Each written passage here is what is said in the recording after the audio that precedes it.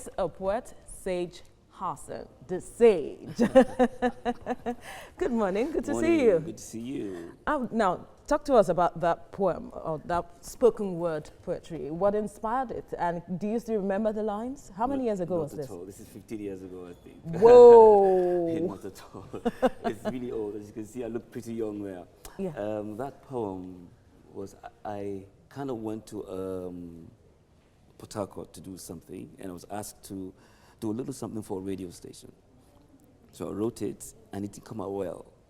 So I came back to Lagos, and I kept on thinking about it, and I said, you know, that didn't come out well. So I kind of redid it.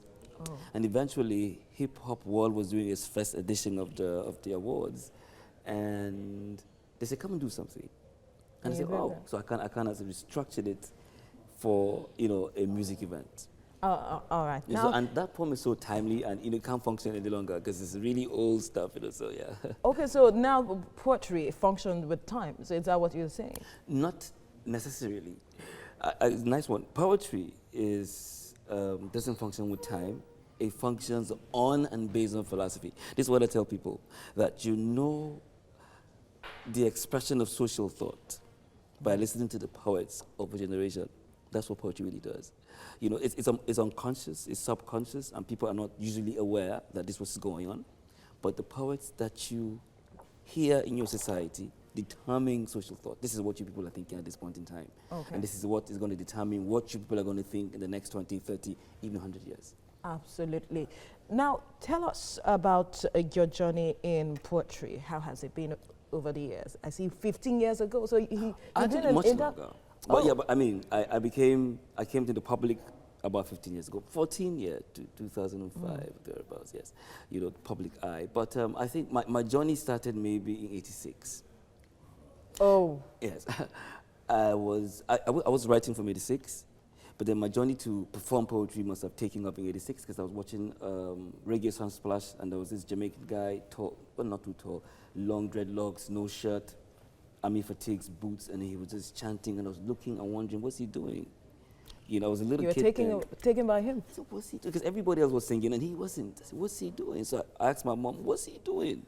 She says, I think he's doing poetry. I said, no, that's not how they do poetry.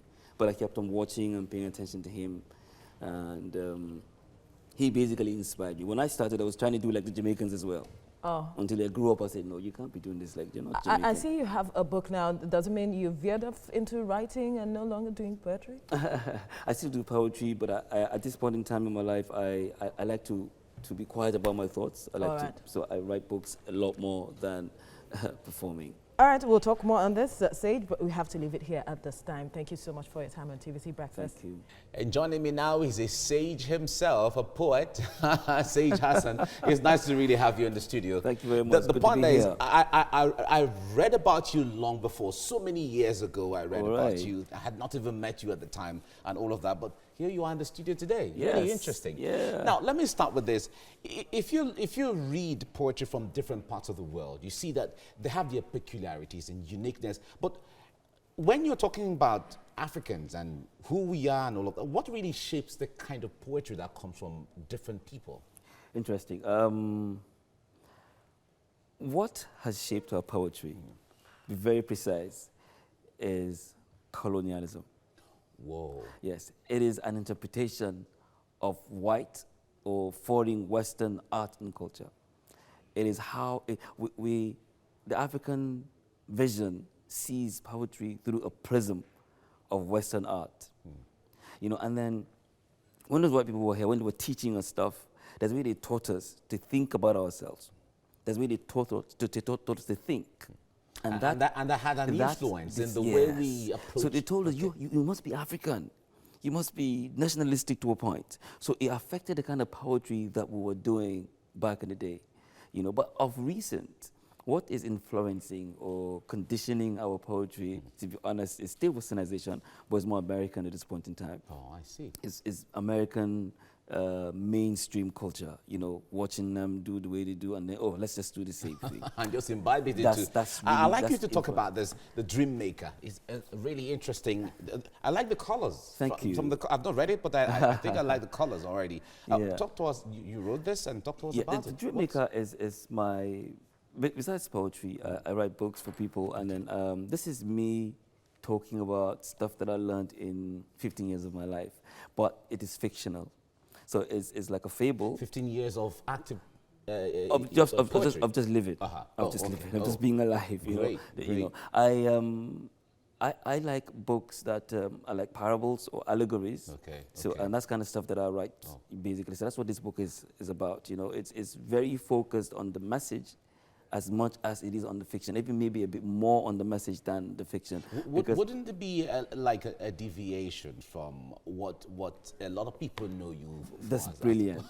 You see, one of the greatest poets that I can't remember his name right now, Homer, is what he said is the task of a poet is two things, is to instruct and to entertain. Oh.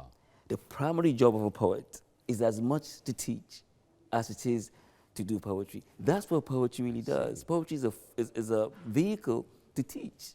Great. That's really what it is. So poets usually end up either becoming teachers in school or becoming teachers in society, or becoming communicators of instruction and wisdom and lessons and philosophy. So there's no variation, there's no digression, there's no, I'm not moving away, I'm moving forward. Talk to us about any projects. What projects do you have going on right now? I know you have so many things. I just saw the documentary. I just saw the film. Okay. I make film as well. Because this is what I think. A film is a book in pictures. It's the same thing, And in this film, Because you're telling stories. I'm telling stories. So because we're coming in a society where the concept of book is changing. People don't want to read so much, people want to watch. So you have to say the book for them to listen to. So now it's easier. You say the book for them to listen to, but now you actually put a camera in front, just like right now. So there's a video camera, and then it's a book, but But you're watching the book. we're watching the book. So we have to. I think the onus on us is to take this message across no matter what it takes. Wow. Okay. Sage Hassan, thank you so much. There's so much to talk. Anytime you are on stage, on set, there's too much to talk about, but we don't have all the time to. But we thank you so much for your time. Thank you. And thank you very much for what you do as well. Thank you. Thank you.